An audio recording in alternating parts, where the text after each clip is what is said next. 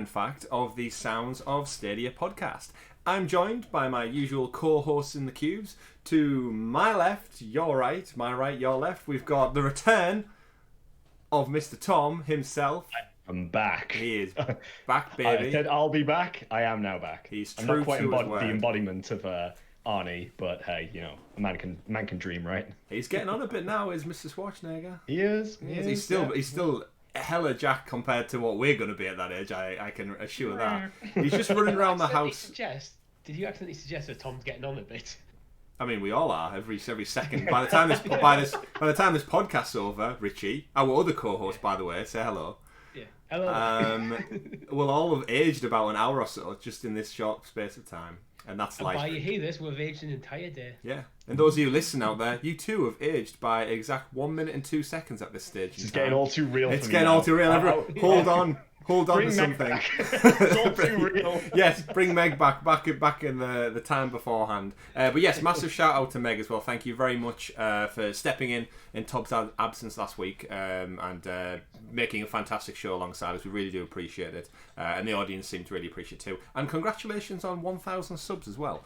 It's a big milestone for anyone who's a content creator, and big congratulations from all of us here at Sounds of Stadia. It's well deserved. Speaking of subscribers, actually, if you're new to the show, hello, welcome again. This is the Sounds of Stadia podcast. Myself, Tom, and Richie bring you a weekly podcast roundup of all the week's gaming news, and we've got some exciting stuff this week. But off the back of subs, don't forget to like the video and give it a subscribe, because we are ourselves on the cusp, the titular edge. It's balancing on a knife, gentlemen.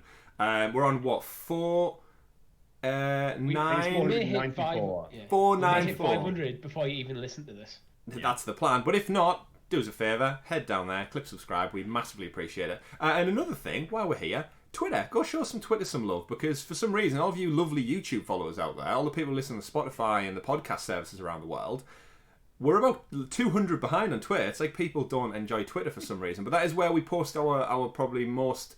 not news stories, but the stuff we drop, it goes on there pretty much first and foremost. So if you want to be kept in the loop the most, and sometimes YouTube messes with the algorithms and doesn't drop the content at the correct time, check us out on Twitter, because we'll make sure we post it on there to keep you all in the loop with everything Sounds of Stadia. However, some housekeeping to start off with this week, as per usual. We said Tom is back. Welcome back, Tom. It's good to be back. We had some more Road to Valhalla. For those who haven't checked it out yet, myself and Richie are playing through Assassin's Creed Odyssey on the Road to Valhalla, waiting for Ubisoft's next titular title in the Assassin's Creed franchise to come out. We're getting deep into it now, Richie. We're deep in Athens, covered in Spartans, testicles everywhere. Yeah, I was just about to mention, unfortunately, there's no appearance of testicles in this episode. Not this week. Myself... Bless his heart. Rest his soul. Myself jumped into the wonderful July Pro game of Monster Boy and the Cursed Kingdom this past Saturday as well, so definitely head over and check that out. Amazing game, by the way. Tom, I know you were quite hyped for it. We've not had a chance to really talk about it yet, but yeah. Loving it. It's Sega Genesis Mega Drive through and through. The music, the art style, the Saturday morning cartoons. It's fantastic. Play it yourself. It's free for everyone who's a pro member out there. Go check it out. Loads of fun. Have either of you two had a chance to jump into it yet? Spend a bit of time? Not yet. I'm going to play West of Loathing first, and okay. I think I'm actually going to start that after we finish recording to this. Oh, you little treat on a Sunday afternoon? Yeah. A little bit of stick action going on. I had a bit of a chance to play Monster Boy myself. Pretty much...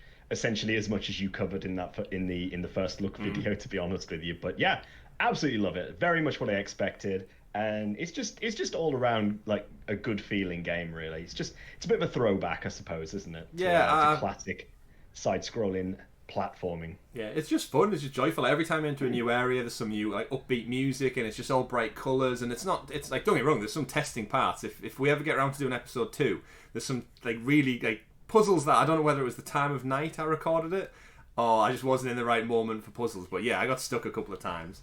And then final note is we all got together this Saturday for a different type of stream and time of stream. 1 o'clock this past Saturday. Yeah, we all banded together to learn how to play Crater, which is not one of your other free games for this July. We had a blast, right, gents? We played for 3 hours. We made our own little world. We learned to do some coding. We made jump ramps. Richie made giant penis towers made of black marble. Tower. Well, it was very phallic. It was an awesome tower with a tank on top. With a tank on top. A lightning tank. But yeah, lightning tank.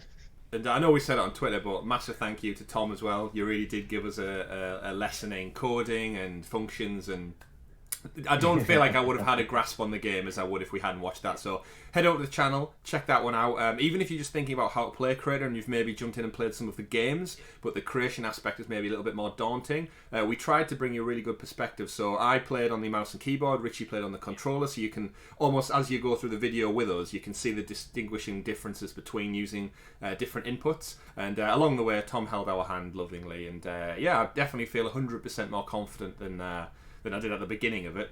Yeah, it was fun. And yeah, I enjoyed it. We made zombies, we made diving boards from wherever, we made paddle platforms, teleportations. So yeah, we'll no doubt get back to it and we'll create something magical as well. But go check that out.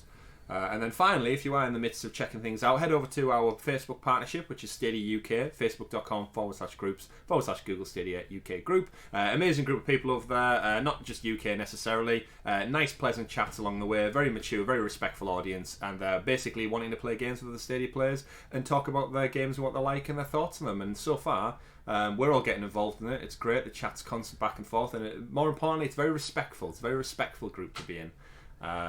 Nice discourse going back and forward. It's lovely to see. You love to see it. You know what else I love to see, Tom? Go on. You tell me. Me? You? Me? Not Meg.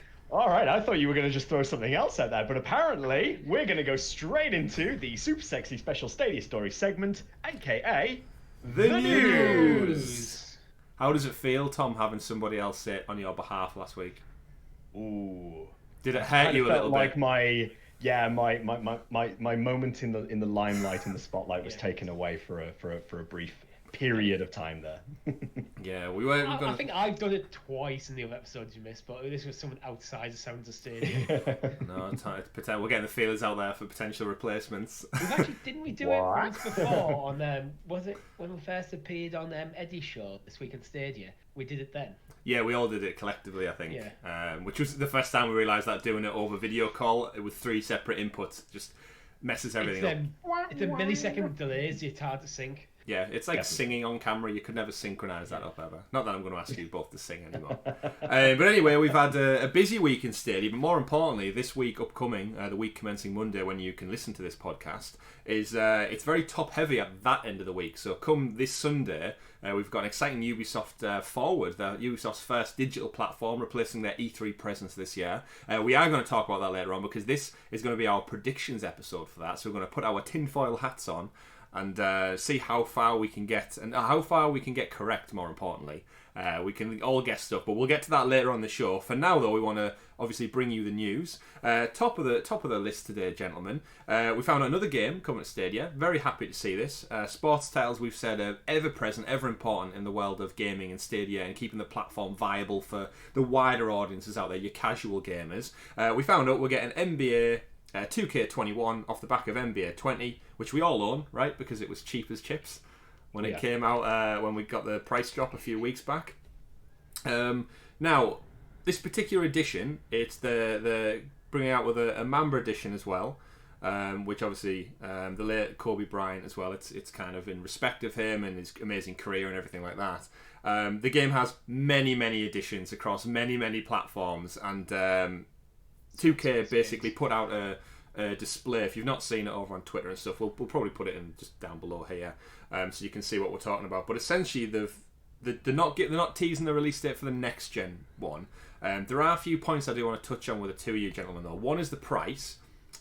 Secondly, is Stadia is currently classed under the current generation banner, and if we'll be getting the game or not. So what do we think, gentlemen? So we'll start off at the price then. Current gen on what Stadia is classed as current gen, they've got it down as $59.99 US for the basic edition, and then for the Mamba Forever edition, that's an extra $40. So it's almost double the price. And what you get with that is you get loads of like extra progressive stuff and special edition content, but more importantly, you also get the next gen version included. Yeah. So it's a bit of an odd one. There's a couple of companies out there now who some are saying you buy, like Cyberpunk for example, said you buy this generation, you get next ones for free. Xbox have the forward compatibility, and then 2K come out and say, oh, if you buy the more expensive edition, then you get the next gen one included. But if you only buy the basic edition, you don't get the auto upgrade almost. Yeah. Weird, right? Yeah, the interesting thing about that part is PC is on the current gen version and not on the next gen. Where PC works weird because there's no specific discrete generations. Mm-hmm. So things like you talk about, or Xbox going, oh yeah, you'll upgrade throughout. That's kind of always been the case on PC because you basically have the best version of the game, and then you tone down your settings based on your own hardware. So that one's a bit jumps out. Yeah, I'm sort of understanding where you're coming from with that, and I think, Chris, this is a point that you wanted to raise with this argument when we get to it. In terms of the price, though, I think compared to a lot of titles that are coming out on towards the end of current gen, moving to next gen, a lot of devs have basically said, if you buy the game on current gen, you will automatically get the version for next gen for free, and so on. This looks like a way of 2K essentially monetizing that right there, and getting there, trying to make a little bit extra cash, because they know if they weren't to do that they would be missing out on that additional sale come next generation, essentially. So from a business perspective, I sort of understand what they're doing there. Is it greedy? Yes, it is greedy compared to a lot of other devs. But going back to what Richie just said previously about PC being in that category, we can obviously comment as well on Stadia being classed under the current generation sort of bracket, really. And I think while it sends a bit of mixed messaging, I think it's important to remember that at the moment we don't actually know when the PS5 or Series X are coming out yet. So they sort of have to categorize between the two of them, because we have a date for 2K21. September 4th. It's all across the internet now. Yeah. So it's saying that we're getting the version, everybody's getting it, PS4, Xbox One, Switch, PC, Stadia, all on September 4th, but next gen is coming to the end of the year, holiday sort of time right there. So I don't think it's something to get bogged down with, and I'll get your thoughts on that in a second, Chris. But for me, my understanding of that is literally just to differentiate between one absolute, this is a date that the game is coming out, and one, oh yeah, next gen is coming, but we can't say anything more on that, so there you have it. Yeah, it's a bit, I don't know, it just seems like a bit, there's so many mixed messages coming out of it. For one, they've said the next gen, like the base version, so for example, is $10 more. So no doubt in the UK that means we get the whole £10 extra, no doubt. So already 2K have kind of put the flag on the ground and said the next gen games are essentially going to cost £10 more. Now we've knew for years. I'm one of these who I'm not an advocate because I want stuff to be cheaper, but in terms of the game industry, the game's naturally raising with inflation. It's probably one of the only industries in the world that hasn't been impacted. If you look back to Nintendo 64 games, they were about $60 odd anyway. So for the fact that we've gone 20 plus years and not had that natural rise in price like we have for everything else, it's beggars belief how that's not happened yet. But in terms of breaking the normality, is this putting the flag in the ground and saying any game next gen is going to be $10 more, £10 more by default? A PS5, and Xbox are going to come out and say, yeah, it's that time. It's next gen. Gaming is a hobby. It's an expensive hobby, and it's now going to be raised even more so, which is great, I think, for Stadia, because then that entry level price it feeds into the narrative of Stadia being cheaper entry point. But is this just is this a dark path that we're now on to things gradually creeping up bit by bit, year on year? Do we think? I wouldn't call it a dark path, because, as you said, it's been 20 plus years since for the consumer price hike. But even then, I wouldn't say it's a dark. It's probably time, unfortunately, that I think this is. You're right. This isn't going. Okay, next generation games. This is the price of them now going forward. Yeah. And the best time to do it is during that generation transition. Mm-hmm. I'm completely with Richie on that. Yeah. I think, again, if you look historically at the way that the whole model works with consoles and with games being released, the money is made on the games, it's not made on the consoles. Mm-hmm. And this is sort of an opportunity, I think, now to actually reflect on that missed inflation over time and to sort of start cashing in again on it. I think in the grand scheme of things, if you look across inflation across the world, prices do rise, and I think it is inevitable. It's tying in right with the launch here. I think it's going to be very standard that we see these prices across the board now. And if you compare it to other forms of media, Blu-rays, music and so on, I think you get a lot of longevity out of video games, and I think still, comparatively, value for money is still very good. It just means we've got to shell out a little bit more. But as you say, digital is probably going to be a bit of a boon here, for platforms like Steam, for Stadia definitely, GeForce Now, xCloud, so on. I think we could potentially see lower prices on those platforms compared to the physical media now. So we might see a bit of a change in the mentality of things going forwards there. Yeah. I do expect the next generation to be the last one that has physical releases of games. I still don't think so. I still don't think the internet infrastructure can keep up. I think it'll become lesser and lesser, and I definitely think the needle's tipping. It always is, and I think the pandemic now will have definitely set the road to digital well and truly on the path.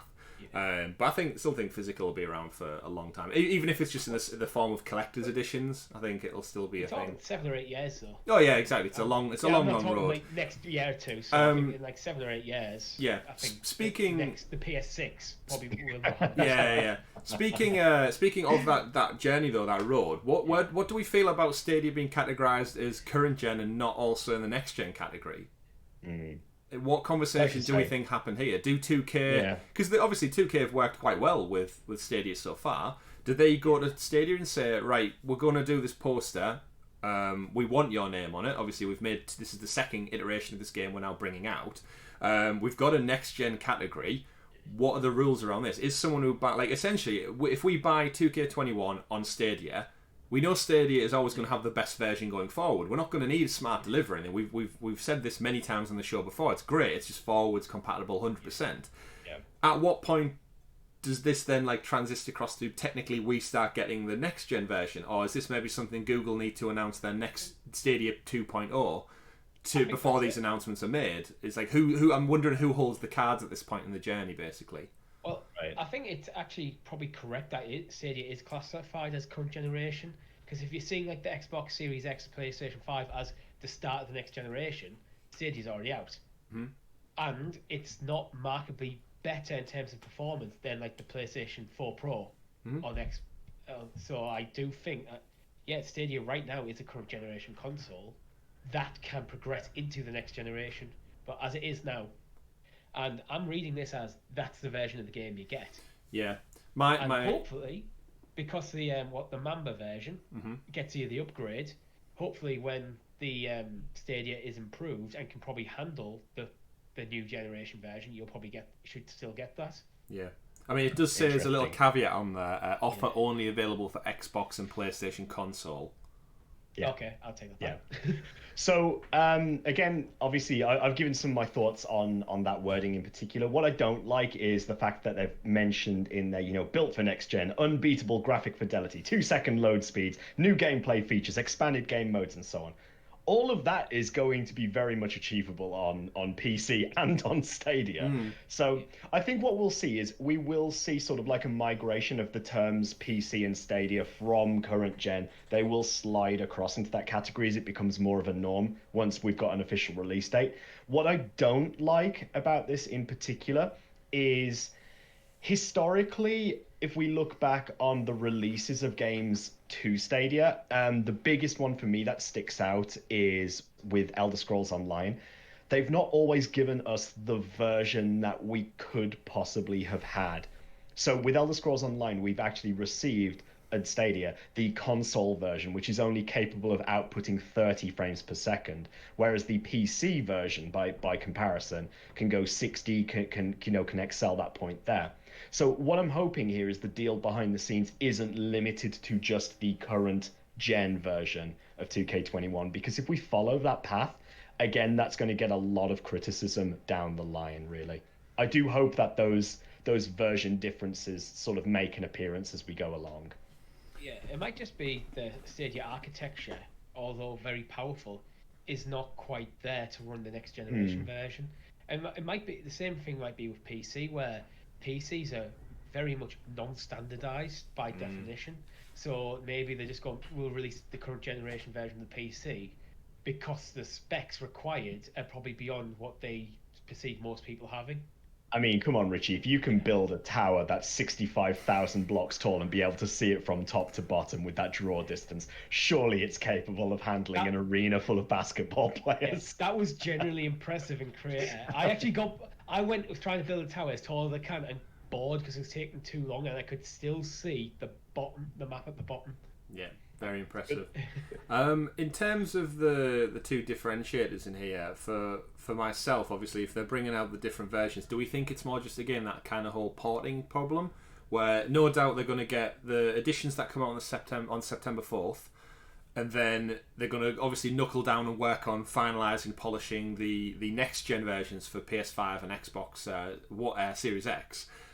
Do we then think it's a case of when them versions are finished, then they're going to work on that port to Stadia of the next gen version to get it to roll out? Interested to see whether that is just going to be native and just done. So anybody who's purchased the current gen version, whether it's just just flat out rolled out into your account, or whether you have to sort of like claim an upgrade or something like that as well. Because again, like they're asking for $10 more for the next version. So if I have it on Stadia, I think the reason they've not announced it in the next gen column is because there's no way of them getting an extra £10 at this moment in time. Are you going to jump into the 2K version of Stadia and all of a sudden you're going to get a notification saying, if you'd like, what was this quote, Tom? Unbeatable graphic fidelity, 2-second load speeds, new gameplay features, and expanded game modes. Click here to pay £10 to get the upgrade. No, I don't think people are going to do that, personally. Like, it depends how much of a die-hard basketball fan you are, really. Like, it almost seems just a little bit far-fetched to have that sort of mentality. What I find actually a little bit more far-fetched is, again, looking at the diagram of the releases. If you look at the 2K21 Mamba Forever Edition for next gen, if you actually buy the $99 US version, you actually get the current gen version as well with that, which, fair play, but like, surely you're not going to wait until next gen to buy that version to then go and play on your PS4. It's like I said, it's such a weird, like, I'll give you one, you give me one. Unless you get an early version of it, so you get the current gen version immediately. It's a bit confusing. Pre-order. Another point of this topic, obviously, none of us are massive basketball fans. Obviously, we respect Kobe for everything he did for the sport, and he's like obviously an amazing athlete all round. Do we think this is a bit early to plaster him all over a special edition? Like, I know it's obviously in honour of him, but I haven't seen them mention anywhere like the extra money from the game goes to him or his family. And I'd really hope that this isn't just a case of they own his IP rights still and they're using it as a platform to drive sales of the game. Obviously, if it's totally done from a respect standpoint, I'm surprised 2K haven't announced anything along the lines of so much of the proceeds will go towards his family and such. I'd assume that they've had conversations with his family and like they've got the blessing to do this.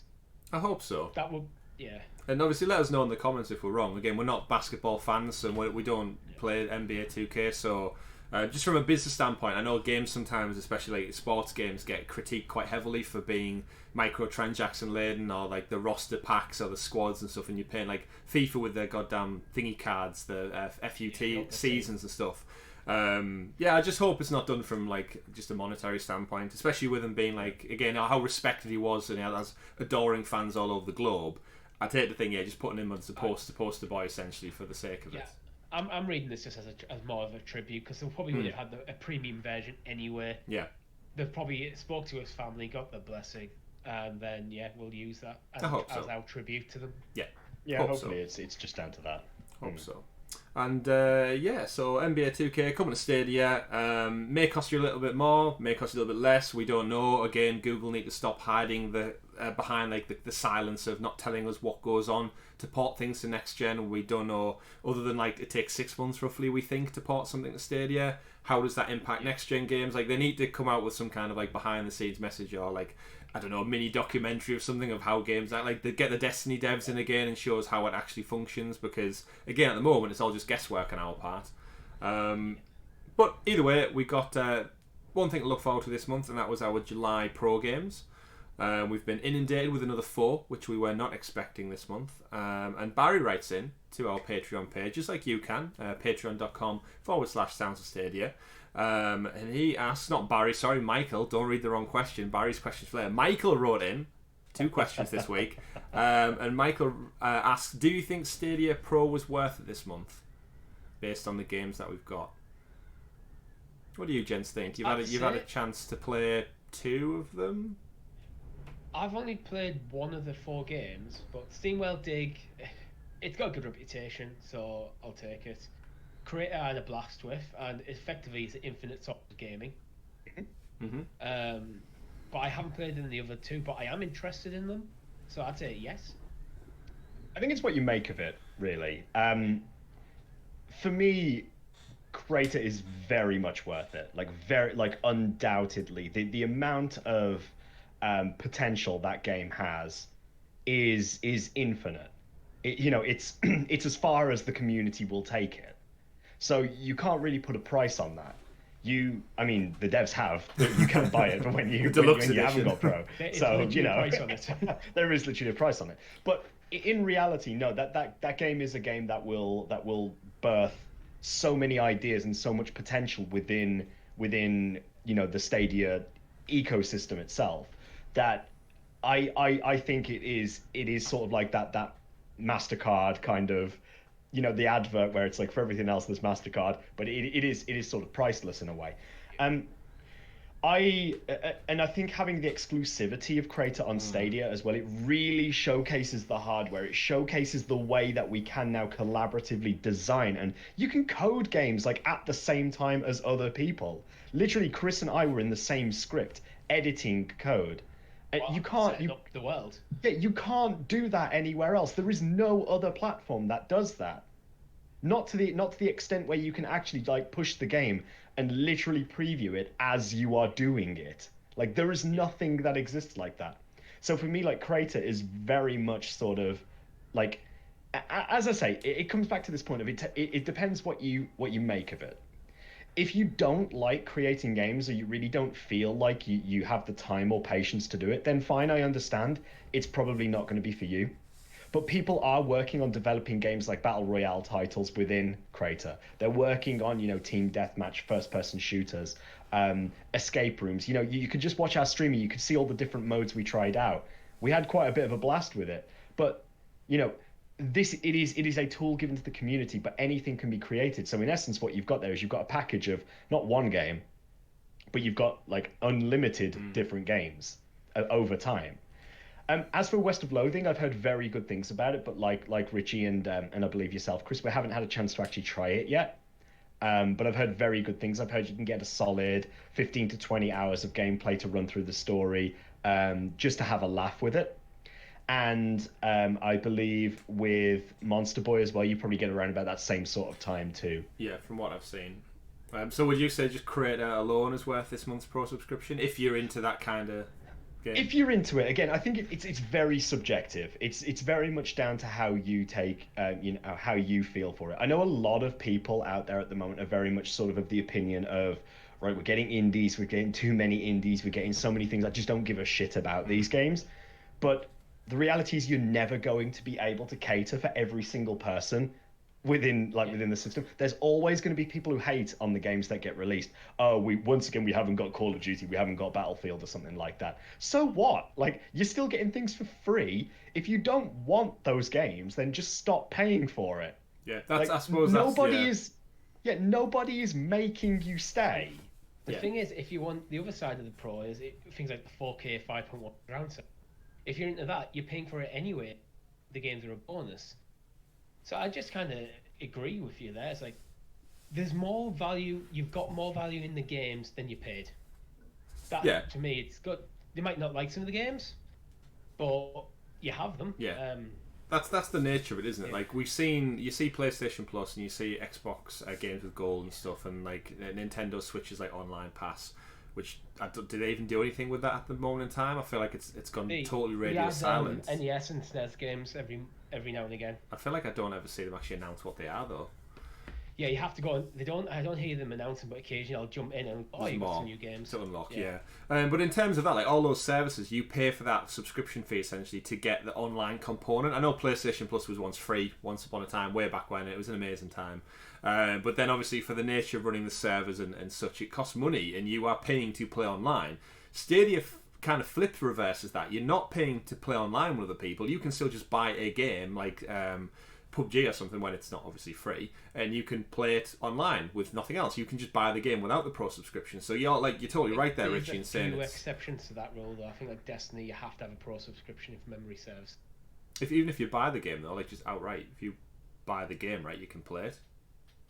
I can't remember. I'm sure there are editions of Destiny on Stadia that you can purchase to play it without having the pro sub. Okay. Yeah. But one thing I will just say there is, because I know a lot of people within our community do play Destiny quite religiously as well, me being one of them, but not actually having tested it out.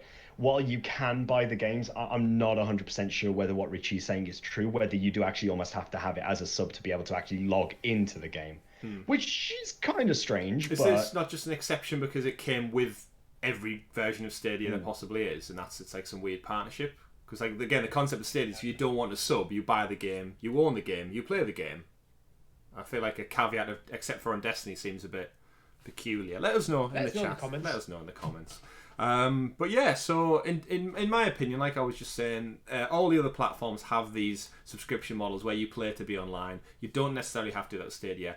And I think a lot of people in the community have said it's reinvigorated their passion for trying new things. I, for one, don't think I would have played Monster Boy. I wouldn't have bought West of Loathing. Even just going back like through the last couple of months. Crater, I probably would have appreciated from a distance, like one of those games where I appreciate everything it does. I think the people who spend hours and hours in it and make these amazing concepts come to life, credit to them, more power to you. But the fact that I got it as a pro game encouraged me to jump in with it. And I had a blast. I learned something new. I feel like I learned a little bit about coding and how creating actual games works a bit more. And it was a different type of fun that I had. And I wouldn't have got that if it was just me sitting there going, when does Assassin's Creed Valhalla come out again? When does Cyberpunk come out? I'll wait for those big hitters. So again, it just kind of looks it's kind of there for what you're looking for. But yeah, you're totally right, Richie. If it's not for you, the great thing with it is just unsub. And if next month it crops up and says, oh, you know what, actually that game does look good, rather than buy it, I'll just resub for the month and I'll try it out and then unsub. You're not throwing anything away. Like you're not. It's not like, oh, I'm going to go put my Xbox in the garage because it's taking up space. No, it can just sit there. It's literally just this online service that if you don't like what's coming out, fine, cancel your sub. Just wait until something does come out that you want. Exactly like Chris just said. Because eventually we are going to get those titles. They are going to come. And people are going to be very happy that they have come. So, if you're not happy with the games that are coming out, then yeah, just cancel that monthly fee and just wait. There's no harm in that. Yeah, I think Richie, you did it right early doors. I think you said you were going to, and then I was tempted just to sync up with the rest of my payments. But I think ultimately the answer to the question is not whether we think it's worth it; it's whether you think it's worth it. Oh, flip that question back on Michael. Well, it is. You're getting you're getting these games. If you don't, these games are worth £10. Yeah, very true. Then done. Best thing you can do is educate yourself to what the games are. Yeah. If you've not caught any of the content that any of the Stadia content creators have released with regards to them, go and check it out, because that's definitely where you're going to get the best experience of what it's going to be like, is seeing these like first look videos at certain games and so on. That's how you're going to be able to make that decision, really. 100%. Yeah, if you look at Monster Boy and think, it just looks like a daft kids game, just go check out my video, go check out some other videos, and just honestly, if the first 10-15 minutes don't grab you, then great, you've not lost anything. But speaking of games coming out, Tom, you mentioned there, they are coming. We've had I don't like it when this happens. We get this news, and because we do a podcast, we have to read the news. But I feel like everyone who does all the digging around the ESRB ratings and the PEGI ratings, we kind of get the reveals of the games before they're officially announced. So because we have to talk about it, we need to know about it. And in a way, now we know. So this week we got a PEGI rating on Stadia for Borderlands 2 Game of the Year Edition. Okay, I'm going to jump in very quickly, Chris. Best Borderlands game by far. Second. Yeah, completely. There is no argument whatsoever. Borderlands 2 is by far the best of the Borderlands games. Full stop. Story or story? Everything. Story, everything. The characters, the story. One thing I will say the pre-sequel does well, probably in some ways better, is one, you can play as Claptrap, which is awesome. Yep. And two, the low gravity sections are actually really quite fun. But other than that, Borderlands 2 cleans up. Yeah. Cleans up. And obviously this is the Game of the Year edition as well, so I presume that means it comes with all the DLC, everything like that, all extra weapons and such. Are we surprised it's only the Borderlands 2? Because I'm right in thinking there is like a Handsome Jack collection, right, which is more bundled in. That's out there. Yeah, Handsome Jack included I think that comes with the pre-sequel as well. Yeah, it's 2 in the pre-sequel. For some reason, it never included 1, but Handsome Jack wasn't a character in 1. No. Right. But it feels like 1 was always missing after. But if you think about Handsome Jack as well, Handsome Jack also featured in Tales of the Borderlands, the Telltale game as well. Great game. Great game. Again, yeah. Has other issues. Yeah. regarding Telltale's existence. Yeah. Well, yeah. Loved it though. Absolutely love the Telltale games. We need them. We need a resurgence of sorts, really. But I am extremely happy because this is where I get frustrated because while I'm pretty much ecstatic for the fact that Borderlands 2 Game of the Year is coming to Stadia, so far as the ESRB are saying it is coming to Stadia, because we haven't had the official announcement, as Chris said before. I have played the absolute shit out of that game. I can pretty much say I'm not buying this game when it comes to Stadia. I have it on PC and PlayStation 4, and I've played the shit out of it on both of them. Yeah. What if it's I'm a pro not game? buying it a third time. If it's a pro game, I'll play it. Wait. But I just can't justify the purchase of it again. Yeah. Now, when I already owned it twice. So I've got a question for you, Richie. So obviously you played through Borderlands 2 originally with your brother, correct? Yes, on the PC version. Who you've tried to convince about Stadia a couple of times. Yeah. Would this being potentially a free pro game for, say, August tempt him to jump back in with you on Borderlands 2, do you think? Would this be the tipping point where he's like, shit, that's a good game, and he's saying I can play it on my TV now, Chromecast? No. Just outright no. Well, no, shut it down. Shut it down. We're done. No, because he's already got the game. But what if it's free to trial for a month so you can play it once again with him on the TV? But he already owns the game on PC, and we have played it together for except PC, so it's unlikely he'd want to jump back in, and he has no need to buy it on Stadia. We need to see more cross save, more cross play. That's what will solve a lot of these issues. I think if you release something like Borderlands 2 Game of the Year on Stadia as a pro game and it comes for free to everyone, the way you're going to coax people into trying the service is not getting them to start the bloody game again, because it's an old game. It's not new. Yeah. Let them pick up their characters and carry on from where they were. Yeah. The thing with my brother's specific use cases, he's already got a gaming PC. So Stadia is actually not really beneficial to him for how little time he has to game at the moment. You'll never get a controller in that guy's hands. He just does not like game controllers. Okay. So that side of it doesn't help. So the only way you get him into Stadia, I think, is when games get to the point where his PC is not good enough, and Stadia is. One time, the future calls for us all. Yeah, it's in the future maybe, but I just don't think I'll get convinced of it soon. Fair enough. Each their own. Back to the argument. I think what's quite interesting about this ESRB, we won't call them leaks because they're not leaks. This is typically how we seem to be finding out information about games coming before, there are several of them. Another one that I can mention shortly after this, which we haven't got listed as something to discuss, but I'll raise it as a point in a moment. But we've got on there a release date of the 1st of July 2020. Now, obviously, I know they've got to fill that sort of slot in when they get these ratings in place. But essentially, that tells me that this is ready to go. Like, this could very much be one of these things that we see at the Connect, where it's just like, here are games coming to Stadia today. And it's just like, Borderlands 2 flies by. Tinfoil hat time. I wonder if it is a Handsome collection. But they'll have to, because effectively it's a package of games, they might have to certify them independently. Perhaps. So maybe the certification is it's certified for release from the 1st of July. That doesn't necessarily mean that that's when the game is intended to be released. Yeah, it just means Stadia have it good to go and it's you there. Can release it. Yeah, it's your job to then release it. Interesting point you touched on, Tom, with Telltale, which you were just saying there about there's obviously a great back catalogue of games. I think Richie, we probably discussed it on one of the Odyssey streams. The Telltale games in particular, I'd be interested to see how they implement on Stadia. So if I was to play the Telltale game on my Chromecast Ultra without a controller, I'd be curious if they could do some kind of party play, because there's Telltale games in the past you could play on your mobile, and I'm thinking, well, we have the Stadia app already on our phones. So rather than link up the controller, can we not just use the Stadia app as a controller and give it to 4 people in a room in a party scenario, and they can make the decisions in the game collectively? What's the PlayStation version of that called? For things So like there is Jackbox functionality. and There is stuff. functionality of that already on PlayStation for the. They had a series of games, didn't they? Like Jackbox and yeah, that sort of stuff. Playlink. That's it. Playlink for PS4. Yeah, so it's very much doable through an app, whether it's through a browser, something like that.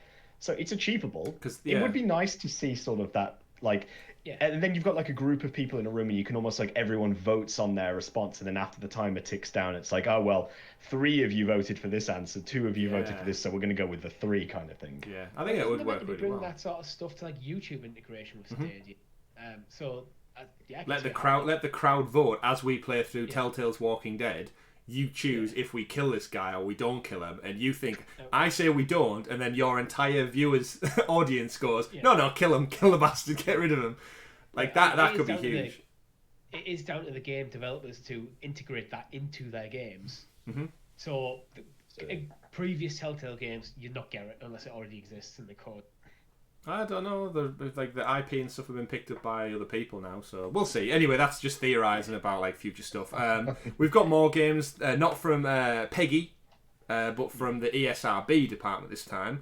We got Hello Neighbour, Neighbour, and we got Celeste as well. Was there another one you want to throw in there, Tom, that you've seen, or? Yeah, we had an announcement from Handy Games, who we've now started to see getting some involvement with Stadia, talking about their new game or their new publishing title coming, One Hand Clapping, which is going to be coming down 2D platformer. So that's another one to look at. 3 more games then, all rated on the ESRB board.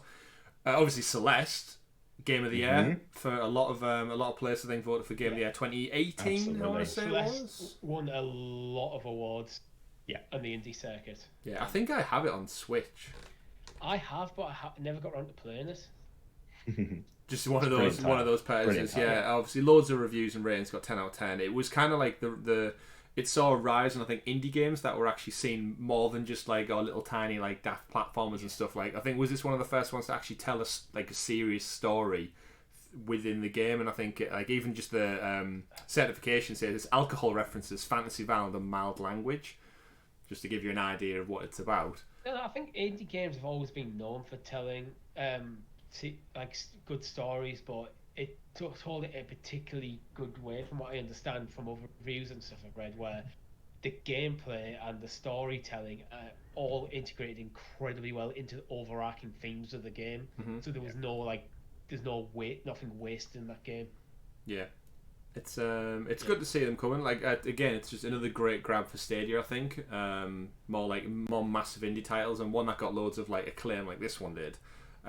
It's only going to be more exciting, more titles. Good. And once we start getting more of these, like these are starting. This is starting to delve into the pot of indie games that people know about. Like Hello Neighbor is a title that is, it's still streamed by quite a lot of YouTube content creators. Celeste, as you said, is a very highly renowned indie title as well. So it's really good to actually see these titles being attracted to the platform now. The publishers actually getting involved with it. Yeah, it only speaks good things. It's what we predicted before, where some indie games can almost get a second lease of life and discover them. Especially on platforms that don't have the big libraries. We saw it on Switch where they explode tenfold because people are clambering for games. And you give them and they'll buy them. If we're getting 10 out of 10 Game of the Year games coming across, fantastic. I have my fingers crossed. The developers that make it, Mini Boss, I think they're called, they also did Towerfall Ascension on the PlayStation Xbox, which is a great little couch co-op game where you fire like bow and arrows back and forth. Richie, we've played it loads of times at like house party stuff. Amazing music, I'm holding out for a couple of roguelikes hitting Stadia. I'm looking for my Dead Cells. I'm looking for my Rogue Legacy. They're great indie titles, really, really good. Binding of Isaac, things like that. Absolutely. And again, I think those games lend themselves really well to if you want to play on the go, like on mobiles. Like a smaller screen doesn't necessarily benefit or lose anything because it's a compact little platformer. Looking forward to it. More games, more hype. Bring it on. Another little update we got for Stadia this week was the detailed play stats are now available. So have either of you two jumped in on the I think it's only on the desktop version, right? It is only on desktop at the moment. In the process of talking about this, I am loading up my list right now just so I can list off a couple of them for you. So let's take a look very quickly at a game that, was near and dear to my heart when it came out, Spitlings. I can now see my total playtime, but I can also see that I died 3,149 times while I was playing that game as well. So it just adds a little bit of an extra element to it, doesn't it? Just like, here's some extra information we've been keeping about you and your playing life habits. Your life choices. In some ways, it's slightly worrying. Like, you have how many times I died in this little indie game. On the other hand, it's like it's cool that I can see these stats. Mm-hmm. I'd like to call out some of the way this is calculated, and maybe this is just a work in progress, because I've very quickly switched over to Crater, which, as of the day of recording, has only been out for 4 days for us. It says my total playtime is 28 hours and 36 minutes. However, it says my hours spent crafting were 29 hours, and my hours spent playing were 54 hours. So I sort of want to try and figure out how I've managed to time travel and play more of the game than is actually recorded there. It may have been edited into your code, like open brackets, time travel, close brackets, 1 hour function, whatever it is. Maybe there's flaws in the algorithm. Perhaps. We've seen on YouTube. Sometimes it takes days. Of course. Yeah, very true. Very true. It may be trying to calculate like dead time where you're not actually moving out of it, maybe, because we've all left the controller and gone and made a sandwich and so and came back and it's added that time up, but it's not true game time. I think I've got like over 1,000 hours of Age of 14 because I went for a week and left my PC on by accident. Oof, that'll do it. Nice. And the game was loaded.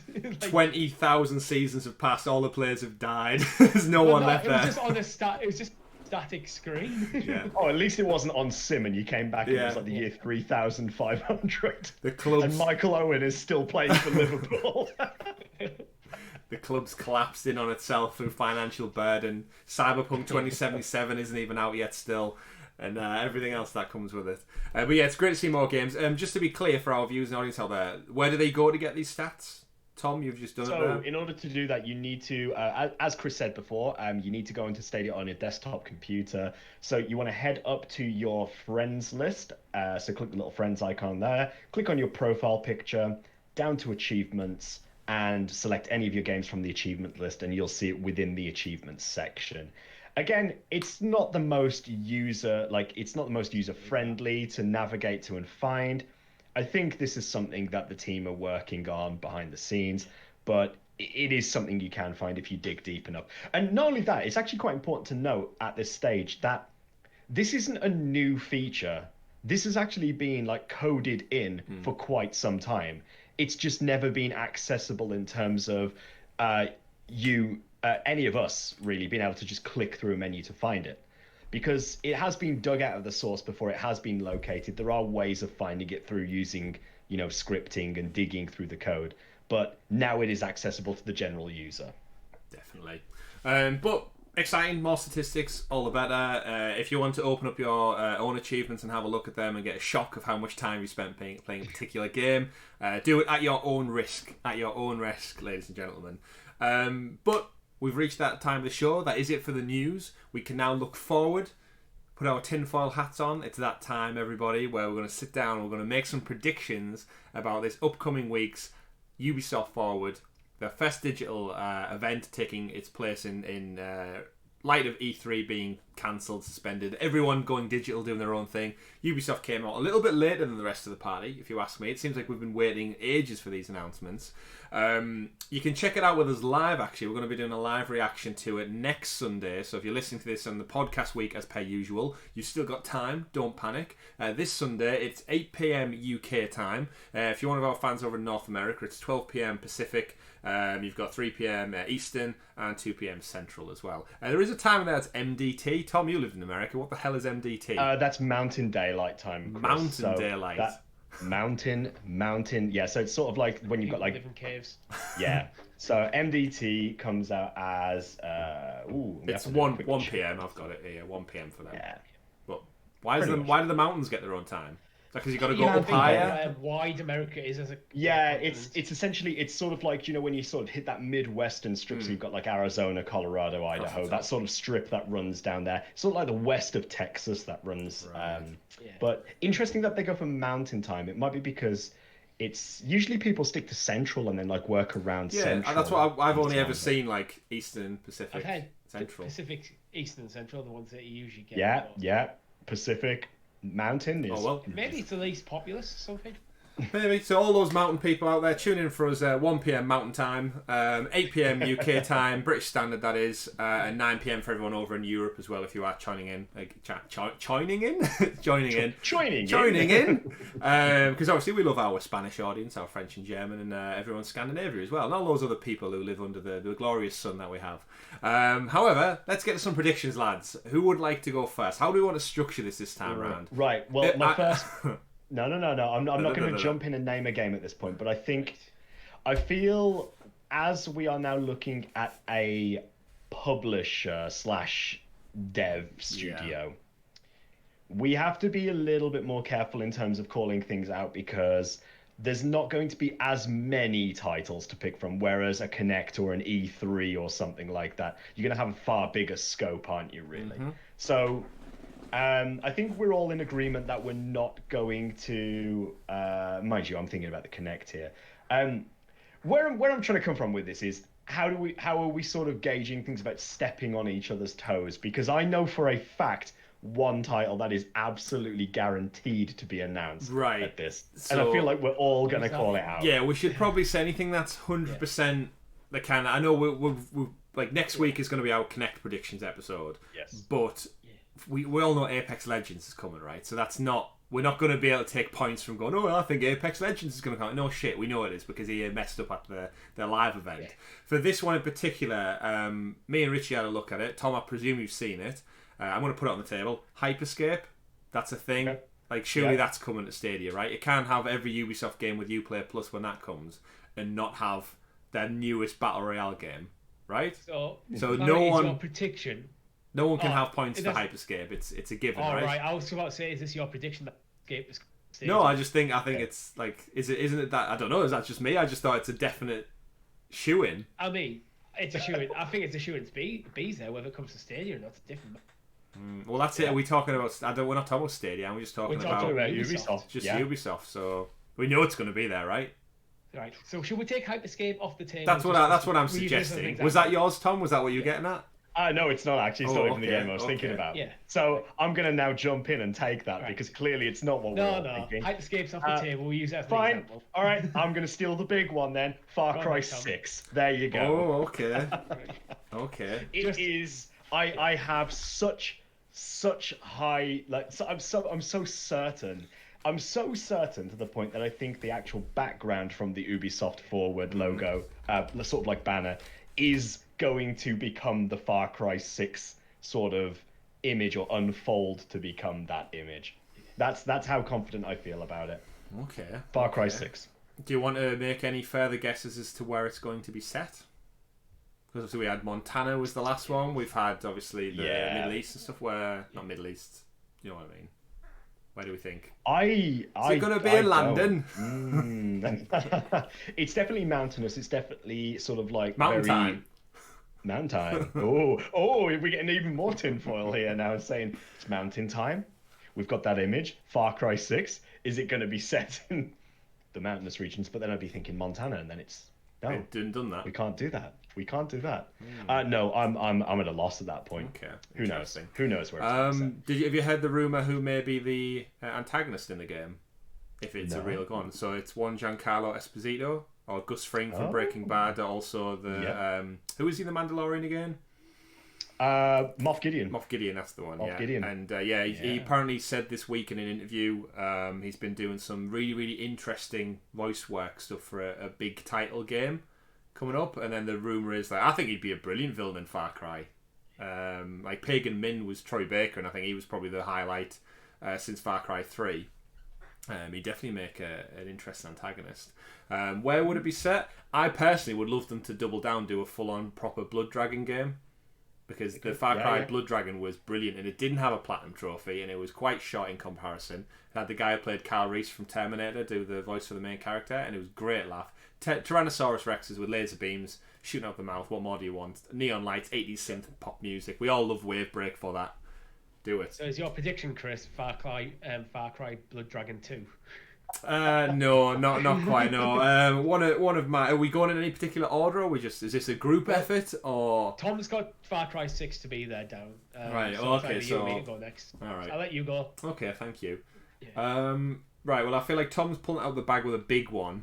So rather than beat around the bush with ones I think we are definitely going to see, I'm gonna go with Prince of Persia announced.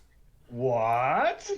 That's what I'd like to see. I think it's been a long enough time. New game or new game. I think with the success they've had from rejuvenating Assassin's Creed, and I think there's other titles they could do, but I honestly think it's probably about that time where I think time travel. No other game really does time travel, so I think they could definitely incorporate time travel into a modern AAA title in some way, shape, or form, and they have that IP. So do it, Ubisoft, you cowards. That's mine. Okay, so I'm going to go. I don't actually. I have one that I think is okay, but I don't know. It might have been in the. I haven't sort of missed it. So I'm gonna shelve that one. I'm going to go with Assassin's Creed Valhalla. Will be day and date with PlayStation 5 and Xbox Series X. Okay.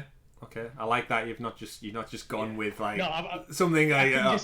Assassin's Creed Valhalla is that's too sick. I was going to say, because we know they're going to show Valhalla gameplay, right? Yes, it will. They would be crucified if they didn't show actual gameplay this time. Not after the debacle of before. Xbox, Here's some actual in-game footage, cutscenes. Yeah, exactly. Okay, Richie. All right, back to me then. Ooh. I think we finally get Watch Dogs Legion. I think we finally get it. It's been so long. Mm-hmm. I feel like it's just gone on and it's just become sort of like push back and push back and push back and push back and push back. You know what, I think we get one of my other ones that I had. I think we get Watch Dogs Legion. I think we finally get an official date. We had one. Yes, I know. We've had. I feel like we've had several, but we now get a commitment to a date where they say, right, okay, here we go. Watch Dogs Legion. It is done. It is ready. It has been for about 6 months now. Yeah, it's been in the freezer. We'll get it out for you. So, question for you then, Tom. Do you think it's coming this year or next year? Would you like to stake a claim on a particular time frame? Yeah, I'm going to say November 2020. I'm going to say that it's ready to go this year. Holiday season, it is ready to go. As Richie said before, pretty much released with new console. Do you with think next gen. With next gen as well. Whether it'll be optimized for next gen is a good question though, because it feels like it's been in development for such a time. Yeah, is it like too far back now to? This is one that I had, and I had a day and date with some Assassin's Creed, because I'm wondering is the delays because they've made the decision to switch it over to next gen. Perhaps. Yeah, that was the big theory, wasn't it? Is because of the mess ups and stuff, and then pandemic and stuff. Which also explains why we don't have a date. Yeah. It's sort of I feel like it went very quiet on that front though as well. Watch Dogs Legion.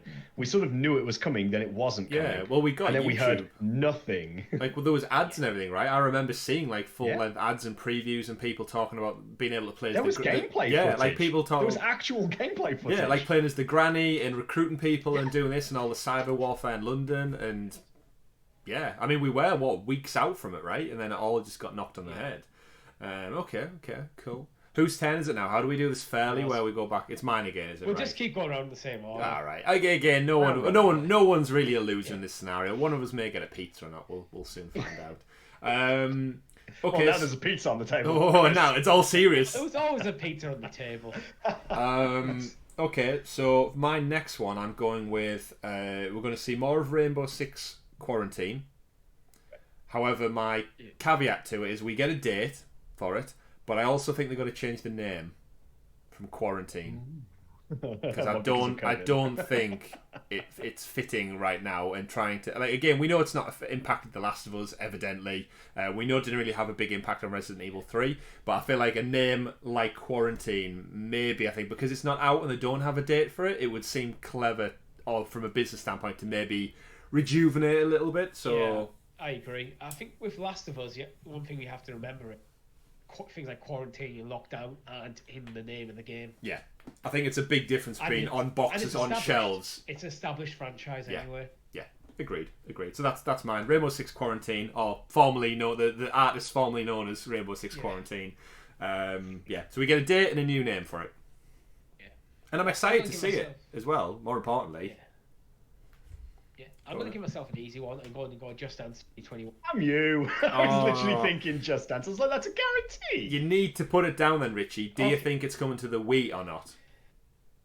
No. No, you think this is the first year? Yeah, I think it's time. I still think it will.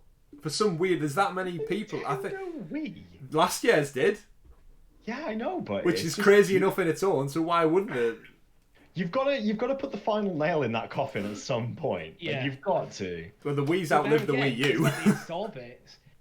No, I've looked in for no Wii, but I now think it will be there. It's like releasing it on the bloody Genesis. Yeah, but because the install bit, if the Wii can run the game, and it's got the install base, and they'll be going off this year's sales, why not release it there? Again, if you think, again, for me, it's the format it is. It's got the Wii nunchucky things. You've got the PlayStation Move thing. Like, that's the bet. Like, when you play it on Stadia, don't you have to use your phone? Is the microphone or the dance stick or something? That's how it gets you. I think you use it as a camera, and it recognizes, like, an algorithm actually detects your body movements. Right. Sort of like if you think about the depth of field with Kinect and so on, that sort of technology there. Man, wow. On the Wii. So, Richie, you going, it's not coming for the Wii. It's not coming for the Wii, actually. Crisp 480p. I think it's probably at the point where, because this will be next generation, it'll be cross-generation, I think it's probably got to the point where the Wii won't be able to support it anymore. Okay. So, I don't think graphically it's that impressive anyway, so it's just like silhouettes of the dance neon moves people. are a little bit too detailed this time. Okay, interesting. You've put me back on. Okay, all right. I'm gonna give a shout out to a classic here. I think we might see a new Rayman game. I think we might get a Rayman game. I would love to see a brand new Rayman game, traditional style as well. It would be so sweet right now. We're still going through this wave of nostalgia and looking back on like titles that have sort of, really been with us near and dear to our hearts. Like if you think about how successful Sonic Mania was, and you look at what they're doing with, there's the rumors out that they're revitalizing all of the classics Mario games, the 3D Mario titles and so on. Surely now is the time to bring Rayman back to the forefront and be like, right, come on. You guys on PlayStation, you absolutely loved this guy when it came out. PS1, PS2, like let's get him in. Let's get him in for next gen. Let's go. He's their mascot, right? He's like aside from all like the human characters they have, he's the one like animated guy that can put up with in my childhood anyway. Crash Bandicoot, Spyro, Sonic, Mario. Rayman was one of them. It's cool. Absolutely. So before we go any further, how many predictions are we making each? Man, until we run out. Made 3. Till we run out. Let's get them all out. Oh. Let's show all of our cards. Wow. whose goes it then? So Tom stole my Rayman one. Mine. Got that one. Okay. I also think we're going to see Skull and Bones. But just like Quarantine, I suspect we may get a new name for it. I've actually put Skull and Bones, new name, and single player. I think they're going to announce some kind of single player because I think the biggest kickback it got from its first reveal was that it was just it's just boats online. That's it. It's just online with friends, and I think everyone was hoping online boats. But everyone was expecting like a new iteration of Black Flag. When they revealed it, it was like, oh, it's going to be like Black Flag spin-off, and then it kind of was, but without the pirate story. I want to play as a pirate. I want to see this like scallywags and scurvy and stuff like that, and swinging on ropes. I don't want to just sail a ship. Like it's a fun element of the Assassin's Creed games, but it's by far not the best. So yeah, give me Skull and Bones with a new name and single player story. Ubisoft, please. Right. Okay. I'm going to go bold in my next one. Ooh. The last game in this franchise was released in 2013, and it's kind of a franchise. So I think there is people clamoring for it. So I'm going to predict this is the One More Thing. Yeah. It's not going to be formally named. Okay. But you're just going to see the goggles. That's what I was doing. That's what I was doing. Are you gonna get that noise as well? I did. Yeah, that's all you. That's all you're gonna get. And then, well, no, I'm gonna say the titles card's gonna come like a 2022 release or something. Okay. But I think it's time for the return of Splinter Cell. I think we are missing almost like one of those stealth heavy games at the moment as well. We've obviously got Hitman. We've had Hitman 3. Is it Hitman 3? Yeah, 2. Hitman 3. Announced. Sorry, yeah, 3's been announced. Sorry, yeah. So, and we've obviously we're not going to see any more Metal Gear games. So, I think there is a spot for that there. So, decent shout. If you think about it, if they open their show with some actual gameplay footage of Assassin's Creed Valhalla and end on the Splinter Cell reveal, yeah, you got 2 big hype moments to bookmark your show. Okay. And a lot of cool stuff in between as well. If we get this right. I think I have 2 more in my bag of tricks, but one of them is relatively safe, and one of them I'm not really sure whether to go with. So I'm going to go with the relatively safe one, depending on how you gents feel about this one. I'm going to make quite a regimented statement about what I expect to see with this one, though. As in, like, there's going to be quite a bit of detail to come with it. So, I think we are going to get Gods and Monsters. I think we're going to get a name change to Gods and Monsters. I think we are going to see box art and collector's art and a title for it. So, Gods and Monsters, release date reveal, new name, and collector's edition showing off what comes with it. So essentially, like the box. You get the gist. The box art, etc. Well, actually, it's weird because I actually had Gods and Monsters down on my not expecting to see anything list. Really? Okay. Yeah, I don't know why. I almost feel like they probably want to distance themselves a little bit before they bring it back. But I don't know why. I was thinking about it, I was like, I'm not expecting anything. I feel like it's a safe one. I feel like it's coming this year, so they have to do something with it. Yeah, it's still down for 2020. Tom, do you think with a name change they're going to change it to Orpheus? I feel like if they were going to go to Orpheus, Orpheus is the project title, not a game title. Yeah, I feel like it's when everyone jumped and played it on Stadia for a first look the other week, that's what it was down as for a purchase. I feel like Gods and Monsters is almost like I don't know. I don't feel like it's the final title for it. Yeah, I think Gods and Monsters is a working title for the game. Orpheus was the name of the project, probably that they came up with when they first started, before they had a full concept of what the game is. But yeah. I don't think. No. The name Gods and Monsters sounds just a bit generic. It doesn't stick out really. It doesn't stick out as a title that's going to have a lot. It sounds distinctly double A. Yeah, generic. Yeah. Well, with if you do a quick Google search for Orpheus, there's the famed ancient legend of Orpheus, and it says Eurydice. I want to say it looks like a love story, fateful love of Orpheus for the beautiful Eurydice. Orpheus was the son of Apollo, and the blah blah blah blah blah. Wonder if it's going to be called Eurydice then, Tom. That's a name that'll sell copies, right? Either way, it looks like the plot's got something to do with beasts and monsters, evidently. Any more, Richie? It's your turn. Is it? Oh, well, okay. Yeah. Trying to buy some time there. Like I said, I've got one more I think I could pull out here. If I was to think about their catalogue, I think the one thing Ubisoft have done frequently over like many years now is they've got quite a good like little indie team working on stuff. So I think we'll definitely see an indie title or two. There's only one I think I'd like to put a stake a name to. I'd like to see a Valiant Hearts 2. So if anyone ever played the first Valiant Hearts, the first one was brilliant. Like, so told a great story through World War One. With you had like a little pet dog and gas masks and stuff. It was like a little puzzle platformer. Very touching story through World War One, through the Somme and everything, and soldiers getting taken away and all that. It was very touching. Really enjoyed it, and I think I could see them maybe dipping back into that independent pot and like getting one of the smaller studios, a bit like EA Originals, to do something. So yeah, I don't really know. I'd like to see Valiant Hearts 2, but I feel like it might just be a new creative title from like a smaller team. So put me down for an indie game of something, Richie. All right, so a new indie game. Are you going with Valiant Hearts, or are you going a new indie game? I'd like to see it, but I don't know if it like a sequel is necessary for that particular story. It's been that long now. I think we've passed it, so just unnamed indie game. Do you want to go with sequel to an indie game, or nah? Because I can't think of any others. all right, a new indie game. Indie game. It seems like a very safe bet.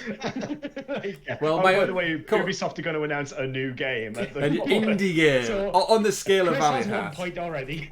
Well, but to be fair, my other ones are quite. I've got name changes for everything, and in a Prince of Persia game that could be quite out there. Yeah. Right, Richie, it's on you now, mate. It's on you. Okay. So I'll do mine, and we'll just I think one more round. Yeah, one more You said round. you had one more. I got That gives one us a more. nice 5 each. Beyond Good and Evil. Oh wow! I would been a love while, that. Yeah, I would And it's love time. that. It's time to go to remind people that it's coming. Wow. I'm just going to say it's going to be there in some form. I think it's gonna be a no-show. Right. If it's a A no-show, man I can think the game's dream. done. A man can dream. I think Yeah. if it's a no-show, that game has been canned. But the fact that it hasn't been formally been canned, I think, especially with about entering a new generation, maybe the reason it's been a bit of a no-show for a while is because they decided with the adjusted timelines that it was going to go to next generation. So Fair. let's just push it back. Fair. Oh yeah, Beyond Good and Evil. Right. I've actually just thought of another one, but I'm not going to go with that because I feel like I need to play a risky card here. I'm going to play a risky one now. So risk. Not risk. We got Monopoly. I'm going to say that I don't know how they're going to do this, considering the actual content of the game. But I'm going to say For Honor 2. So For Honor, but a second For Honor. So I feel like it's been out for a while now. Either it's I'm gonna go out and call a sequel as opposed to releasing or developing it for next gen. I'm just gonna go ahead and I'm just gonna say right. They're just gonna literally say right. We're gonna create a new For Honor game, For Honor 2, and it's gonna come out sometime in 2021, winter 21 probably, end of the year. Holiday. Yeah, holiday 21. Okay. Or Q4, it'll be Q4, wouldn't it? Q4 2021. Yeah, they love or going whatever off it is. financial years, Ubisoft on Yeah. that. But yeah, For Honor 2, and I'm going to call a wrap on my predictions at that point there. Okay. Your last prediction? That's it. Who's You've last got one prediction? I've got one more. Yeah, you've got one more. Me. Shit. You've Tom's got one more. 5, me, I got my each. 5. That's quick. Let's have a look. What games? Okay, so mine's got a caveat that my caveat is that there is going to be an announcement, from Ubisoft, but I don't think we're going to hear about it until 2 days later at the Google Connect. So if I can kind of, I know where he's going now. but the reason being is I Yeah, think this- as part of one of my Connect predictions, I'll put it out there. You guys can think on it until next week. I think Ubisoft are going to partner with Stadia and make an exclusive Stadia game, similar to how they did with the Rabbids and Nintendo Switch. Ooh. So I think they're going to tease something potentially at the Ubisoft Forward, and then 2 days later at the Google Connect, the Stadia Connect, they're going to announce that we've had a great partnership so far, which they have. Undoubtedly, Ubisoft are Stadia's biggest supporters, and we know they're willing to do exclusives with their studios, a la Rabbids on Switch and Mario and Rabbids. They're going to commission Ubisoft to make an exclusive game for Stadia. That was not the one I was expecting you to say there, but okay. There you go. No, I think you were thinking about Uplay when you talk. Yeah. That's where I was thinking. But Yeah, I that's was not thinking what Uplay. it's not what I'm going with. I'm going to go with. He's going It's bold. actually it's a part of 2 games with a 3rd game announced. All right. Driver. So we're going to see Fractured But Whole Stick of Truth port to Stadia, and a 3rd game announced in the series. So this is for the Forward, yeah? Bold as you can get. Oh wow, Yeah. yeah. They may not all be at the Forward, but there will be maybe. I think the announcement potentially for the port could be in the forward, and the third could be at the Connect. So I'll stick it as Fracture But Whole ports. What are the chances we all just get 1 point each, like we did at the last predictions? I feel like there are some very safe ones in there. Like I am so certain Far Cry 6 is going to be there. I think we're going to get more info on Rainbow Six Quarantine, and I think Just Dance 2021 is literally like they are no-brainers to me, really. Right. Okay. Should we quickly recap everyone's predictions? Yeah, we'll read them out ourselves. I'll go first. Right. So I've gone for a Prince of Persia new game. I've gone for Rainbow Six Quarantine getting a date and a new name.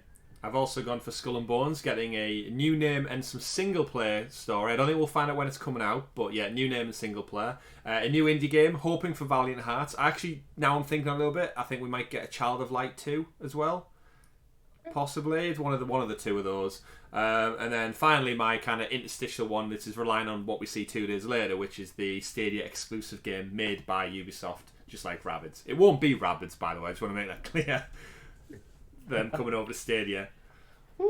Tom? In my wheelhouse, I've got Far Cry 6, which I feel is probably, in my opinion, of all the ones that we've discussed today, I feel that's probably the safest one of all, in my personal opinion, because it's often been alluded to as being like the only unannounced title from this sort of fiscal year for Ubisoft, really. Watch Dogs Legion, we're going to get a date for it. I reckon it's going to be November 2020. A new Rayman game. Gods and Monsters is going to get a name change. We're going to see the box art, and we're going to see the collector's edition and everything that's included with it. I would throw out there as well that I also mentioned the date as well. I think we get a date for it. And For Honor 2. For me, Assassin's Creed Valhalla will become a day and date with PS5 and Xbox Series X. Doesn't necessarily mean we'll get the date, but we'll get that announcement. Just Dance 2020 will not be coming to the Wii. The return of Splinter Cell as the one more thing. I give myself these stupid caveats that are going to bite me in the ass. Beyond Good and Evil makes its return. We get South Park to Stadia. Right. It's like saying I'm gonna go to the shop to buy a can of like a tin of tomatoes, but only if it's the last one there. It's so with Splinter Cell, it's so easy to be a simple hype moment, like to end off your show. Yeah. I would just like to point out though, Richie, you've already lost a point. Because you just said out loud there, Just Dance 2020 will not come to Wii. I want it known that it is already out on the Wii. This is a roundup. We've already made the predictions. Okay. Nobody loses points. That's true. Chris. That's true. Well, I mean, he's thrown one away by just saying the wrong year. Thrown it away. And we'll add in Barry's as well. So I allude to area Barry from our Patreon page, wrote in patreon.com/Sounds of Stadia, just like you can with your questions for the show. He thinks we'll see a firm release date for Rainbow Six Quarantine, Watch Dogs Legions, Assassin's Creed Valhalla, and of course the next Just Dance game, 2021, Richie. Then beyond that, he says a fresh look at Gods and Monsters, an announcement of a new Rayman title for 2021, so he's also on that track with you, Tom. An update of Skull and Bones, and then we'll end with a Far Cry 6 trailer ahead of a 2021 presumably release. He says probably some safe bets, but hey, what are you going to do? And good shouts in there, Barry. So thank you for writing into the show. Both Barry and Michael wrote in this week. Thank you. That is it for our predictions. It's another longer episode, but we love bringing you longer episodes, especially when they're so juicy, full of tinfoil hat moments like this one.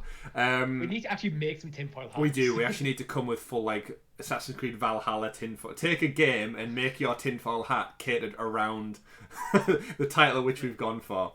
Nice.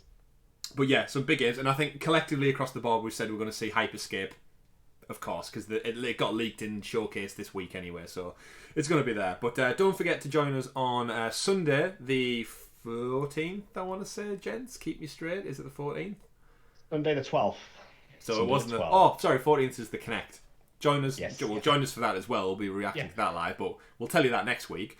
Sunday the 12th, 8 p.m. UK time. Don't forget, 12 p.m. Pacific, 3 p.m. Eastern, 2 p.m. Central, and if you're living in the mountains, 1 o'clock in the afternoon. Join us for our reactions. Thank you very much for tuning in this week as we give you the news and our predictions for this event. We're very excited, very hyped if you can't tell. Ubisoft, in my opinion, have one of the best catalogue of IP out there as third-party developers. Super excited to see what they see. But thank you very much for listening, everyone, to another super episode of the Sounds of Stadia podcast, episode 41, in fact. We'll see you next week for 42. My name's been Chris. I've been Tom. I've been Richie. We've been Sounds of Stadia. Thank you for watching. Take care. Have a good week. Bye. Bye.